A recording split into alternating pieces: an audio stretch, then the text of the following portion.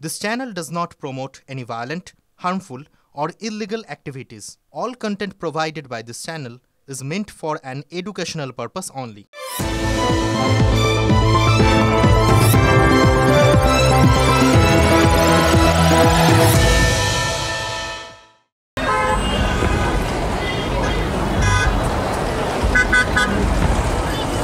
উফ, আর তো পারা যাচ্ছে না।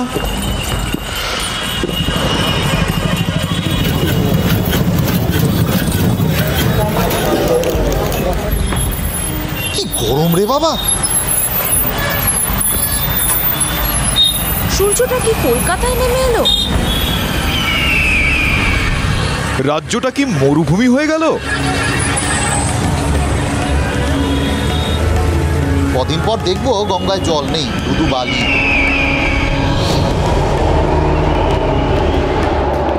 ওই দেখুন সোনার কেল্লা, তুরি ভিক্টোরিয়া। দ্য 42 বিল্ডিং নয় দাদা, টেম্পারেচার মাপছিলাম। ইদানিং আমাদের প্রায়ই মনে হয় যে সব কিছু কীরকম যেন উল্টো পাল্টা হয়ে যাচ্ছে, চারপাশটা কীরকম যেন বদলে যাচ্ছে। এগুলো তো নর্মালি অবশ্য কথার কথা, কোথায় বদলেছে, কিভাবে বদলেছে, সেটা নিয়ে আর কবে বাঙালি মাথা ঘামিয়েছে বলুন। কিন্তু চারপাশটা কিভাবে বদলেছে তার একটা হাতে গড় উদাহরণ যে আমরা এভাবে পেয়ে যাব, স্বপ্নেও কিন্তু ভাবিনি। আপনারা কি ভেবেছিলেন? নিশ্চিতভাবেই না। দেখুন, কলকাতার ওটা তো বদলে গিয়ে অনেক কিছু হওয়ার কথাটা ছিল আর কি, আমরা জানি সেটা। কলকাতার লন্ডন হওয়ার কথা ছিল, কলকাতার ভেনিস হওয়ার কথা ছিল, সুইজারল্যান্ডও ছিল আর কি। ক্ষেত্র বিশেষ যে হয় না তাও না। এই ধরুন যেরকম কলকাতার যে সমস্ত পুরনো স্থাপত্য যেগুলো ওই ব্রিটিশরা তৈরি করে গেছে, সেগুলো দেখলে মনে হতেই পারে আমরা লন্ডনে আছি। আবার ধরুন বর্ষায় বহু জায়গাতেই যখন কোমর সমান জলে ভর্তি হয়ে যায়, সেটা দিয়ে ছপ করে যখন হাঁটতে হাঁটতে যান, ভাবতেই পারেন ভেনিস। কিন্তু লন্ডন ভেনিস করতে করতে কলকাতার যে কবে রাজস্থান হয়ে গেল সেটা আমরা বুঝতে পারিনি। আর যখন বুঝেছি তখন অবাক হয়ে দেখছি যে এই ক্ষেত্রেও তো এগিয়ে বাংলা। মানে তাপমাত্রার দিক থেকে কলকাতা তো ইতিমধ্যেই জয়সলমীরকে পেছনে ফেলে দিয়েছে। সিরিয়াসলি, মানে আপনার যদি মনে হয় আজকে যে কলকাতার থেকে তুলনায় একটু ঠান্ডা কোথাও যাব, তাহলে নিশ্চিত আপনি জয়সলমীর চলে যেতে পারেন। যাদের বেড়ানোর অভ্যেস আছে, যারা মোটামুটি এই সময়টায় বেড়ানোর জায়গা থেকে রাজস্থানকে চোখ বুজে বাদ দিয়ে দেন, তারপরে তারা এবার একদম নিশ্চিন্তে রাজস্থান চলে যেতে পারেন। কারণ আর যাই হোক, আপনাদের মনে হবে যে কলকাতার থেকে একটু ঠান্ডা জায়গায় আছি। এবার আস্তে আস্তে কলকাতাটা ওখানকার মতোই মরুভূমি হয়ে যাবে কি না, সেটা অবশ্য নির্ভর করছে রাজনৈতিক দলগুলোর সদিচ্ছার ওপর। দু চারটে জায়গা ইতিমধ্যেই অবশ্য মরুভূমি হওয়ার দিকে এগিয়েছে। মানে যা হওয়ার ছিল সেটা যদি না থাকে তাহলে তো তাকে মরুভূমি বলেই ধরতে হবে। যদি তার সুজলং সুফলং, মানে যে কোনো দিক থেকে, সেটা শস্য ধরুন বা শিল্প ধরুন, সেটা যদি না হয় তাহলে তো তার সঙ্গে আর মরুভূমির তফাৎ কী রইল বলুন। এই যে ধরুন সিঙ্গুর, যদিও রচনা বন্দ্যোপাধ্যায় সিঙ্গুরের ওই কচি কচি ঘাস দেখতে পেয়েছে না, সেই ঘাস খেয়ে হৃষ্টপুষ্ট গরুদের উন্নত মানের দুধ দেওয়ার যোগ খুঁজে পেয়েছেন, তবুও সিঙ্গুরের মানুষ বলছেন তাদের এলাকাটা নাকি মরুভূমি হওয়ার দিকে এগোচ্ছে।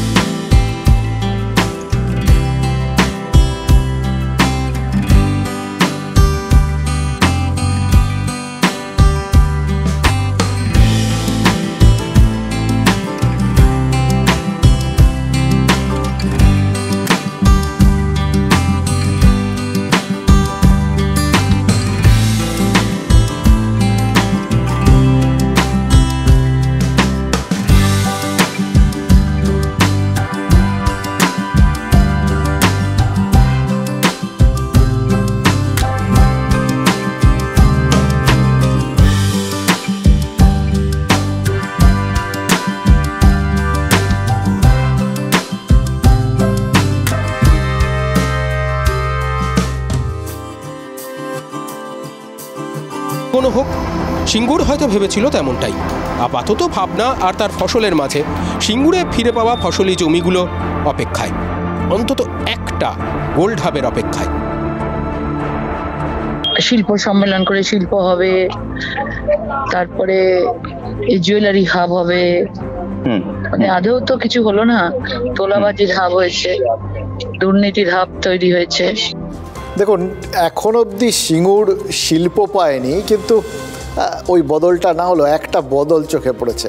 এই যে হুগলির যিনি এবার প্রার্থী তৃণমূলের রচনা বন্দ্যোপাধ্যায়, তিনি কিন্তু রাজনীতিতে ক্রমশ অভ্যস্ত হয়ে উঠছেন। সিঙ্গুর যতই ওই শিল্পহীনতায় এখনও অভ্যস্ত না হতে পারুক। এই তাকে আজকে জিজ্ঞেস করা হয়েছিল যে এত কিছু হওয়ার কথা ছিল, এত কিছু হওয়ার কথা বলা হয়েছিল, আলটিমেটলি তো কিছুই হলো না, সেটা কেন? তিনি কিন্তু চট জলদি কোনো জবাব দেননি। দক্ষ পলিটিশিয়ানের মতো বলেছেন কাল বলবেন, সব জেনে টেনে নিয়ে বলবেন আর কি।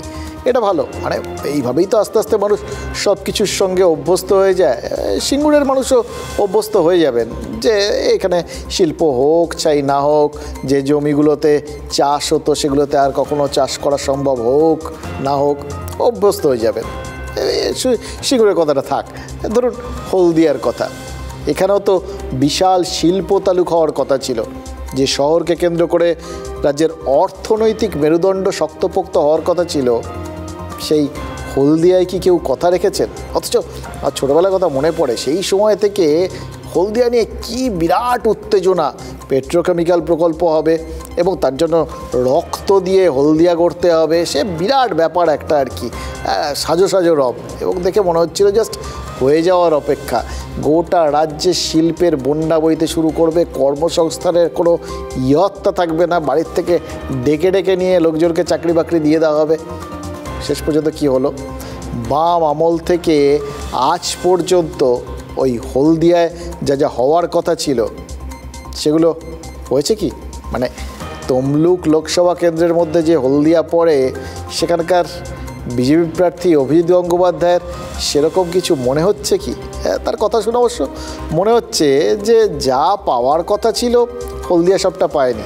অভিজিৎ গঙ্গোপাধ্যায় বলেছেন সেই জন্য যে হলদিয়ায় আরও অনেক শিল্প স্থাপনের সুযোগ রয়েছে, কলকারখানা গড়ে তোলার স্কোপ রয়েছে। স্কোপ তো আছে, করেটা কে? দেখুন, এই বিষয়ে তো সত্যিই কোনো সন্দেহ নেই যে নতুন শিল্প হলে এই এত কর্মসংস্থানের সুযোগ খুলে গেলে রাজ্যের বহু ছেলে মেয়ে চাকরি বাকরি পাবে, বেকারত্বের হার কমবে, হলদিয়া বন্দরের ব্যবসা আরও বাড়বে, সবই তো হবে। কিন্তু প্রশ্ন তো সেখানেই, সেসব হবে কবে? গত 2 দশক ধরে তো বাংলার মানুষ শুধু শুনেই গেল শিল্প হবে আর শিল্প হবে, হলো কই? বর্তমানে কংগ্রেস নেতা, মানে অনেক কিছু বদলে গেছে, তো সেই সময় বাম নেতা ছিলেন লক্ষণ শেঠ, বাম সাংসদ, সেটাও ছিলেন ওই তমলুক থেকে। এখন তিনি কংগ্রেস নেতা হয়ে গেছেন, অনেক কিছু ঘুরে ঠুরে আর কি। তিনি কিন্তু বলেছেন যে শিল্প আনার ফর্মুলা কি ওই তৃণমূল বা বিজেপি কেউ জানে না, তাই বাম আমলে যেটুকুনি যা হওয়ার হয়েছে, তারপর আর হলদিয়ায় বলার মতো কোনো শিল্প আসেনি। এটা একটা, মানে তিনি যে পার্টি এখন করছেন সেই পার্টি কি করে বা তাদের ধারণা আছে কি না সেটা কিছু বলেননি। আসলে কংগ্রেস তো এখন আবার বামেদের সঙ্গী, ফলে জোটের নেতা হিসেবেই বোধহয় তিনি কোথাও গিয়ে এই বক্তব্যটা রেখেছেন। কিন্তু এটা তো বুঝতে পারছেন, নেতাদের এই দাবি পাল্টা দাবির ফাঁকে হলদি নদীর পাড়েও কোথাও গিয়ে কি এই বাঙালির শিল্প সম্ভাবনাটা ক্রমশ শুকিয়ে মরুভূমি হয়ে যাচ্ছে। ভাবার কথা কিন্তু। দেখুন, শিল্প টিল্প হলে আমাদের মতো যারা মধ্যবিত্ত বাঙালি, যারা ওই চাকরি পাওয়াটাকেই একদম লাইফের আলটিমেট বলে মনে করে, তারা তো একটুখানি স্বস্তি পাবে, আমাদের ঘরের ছেলেমেয়েরা চাকরি পাবে, ভিন রাজ্যে ছুটবে না। তাই এ সমস্ত ব্যাপারে আমাদের একটা স্বার্থ আছে, আর যে ব্যাপারে আপনার আমার মতো সাধারণ মানুষের স্বার্থ আছে সেটা কিন্তু মনে রাখবেন আমাদের ইস্যু। রূপনারায়ণ তীরের তমলুক দখল করতে হলদি নদীর তীরে নজর প্রাক্তন বিচারপতি অভিজিৎ গঙ্গোপাধ্যায়ের। বিজেপি প্রার্থীর অস্ত্র শিল্প, শিল্পের প্রতিশ্রুতি, হলদিয়ার শিল্প এনে এলাকার বেকার সমস্যা সমাধানের প্রতিশ্রুতি। হলদিয়া তো শিল্প আনতেই হবে, কিছু অন্তত মাঝারি শিল্প, দু একটা বড় শিল্প যদি আনা যায় তবে এই এলাকার বেকার সমস্যা খানিকটা সমাধান করতে হলে হলদিয়া শিল্পাঞ্চলকে আবার পুনরুজ্জীবিত করা দরকার। হলদিয়ার কপাল সিঙ্গুরের মতো হয়নি, হলদিয়ায় শিল্প হয়েছে, কিন্তু যতটা হওয়ার কথা ছিল ততটা হয়েছে কি? তথ্যে নজর রাখা যাক। ছোট বড় মাঝারি মিলিয়ে 100 কলকারখানা হলদিয়ায় আছে। টাটা, আইওসি, ভারত পেট্রোকেম, হিন্দুজা, এক্সাইডের মতো গোষ্ঠী রয়েছে। হিমানি, ইমামি, মিৎসুবিশি, HPL এর মতো গোষ্ঠীও। বাম আমলের তুলনায় কিছু কারখানা বন্ধ হয়েছে, আবার নতুন কিছু কারখানা খুলেওছে। 2026 সালে রাজ্যে ক্ষমতায় হাত বদলের লক্ষ্যে নেমেছে বিজেপি। 26-এ ফাইনাল হলে 24-এ তো সেমিফাইনাল। তাই কি হলদিয়া নিয়ে নিজস্ব ইস্তাহার গাঙ্গুলির? হলদিয়া ডকের অথরিটির সঙ্গে কথা বলা দরকার, যাতে হলদিয়াতে এই জলের ফ্লোটা বাড়ে এবং আরও বড় জাহাজ আসতে পারে, তাহলে হলদিয়া বেঁচে উঠবে। হলদিয়া বাঁচানোর কথা অভিজিৎ গঙ্গোপাধ্যায়ের মুখে। কি বলছে রাজ্যের শাসক দল? তৃণমূল প্রার্থী দেবাংশুর মুখে শিল্পের উন্নতি নিয়ে কোনো কথা নেই। দেবাংশুর কথায় অভিজিৎ গাঙ্গুলিকে শুধুই কটাক্ষ। আরে বাবা, কেন্দ্রের সরকারটা তো ওনাদের হাতে আছে, তারপর আনতে পারছে না কেন? অলরেডি তো একটা সরকার, এই যে তারা বলে ডবল ইঞ্জিনের কথা, তার মধ্যে সিঙ্গেল ইঞ্জিন তো বড় ইঞ্জিনটা ওদের রয়েছে। তারপরেও কেন হলদিয়া থেকে শুরু করে বিভিন্ন জায়গায় শিল্প আনতে পারেনি? বাংলার মাটিতে সেন্ট্রাল গভর্নমেন্ট কটা শিল্প স্থাপন করেছে আপনি বলুন না।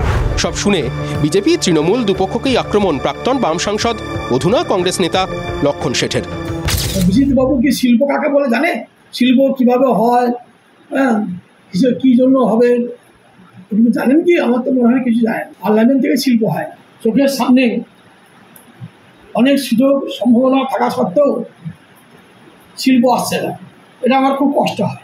আজকের অভিজিৎবাবু যে কথা বলছেন, উনি যিনার সঙ্গে আছেন সেই শুভেন্দুবাবু তৃণমূল কংগ্রেসে থাকার সময় এবিজেকে তাড়ানোর মধ্যে দিয়ে এবং একের পর এক শিল্প কলকারখানার সামনে তোলাবাজি করবার মধ্যে দিয়ে গোটা হলদিয়া শিল্প নগরীটাকে ধ্বংসস্তূপে পরিণত করে দিয়েছে।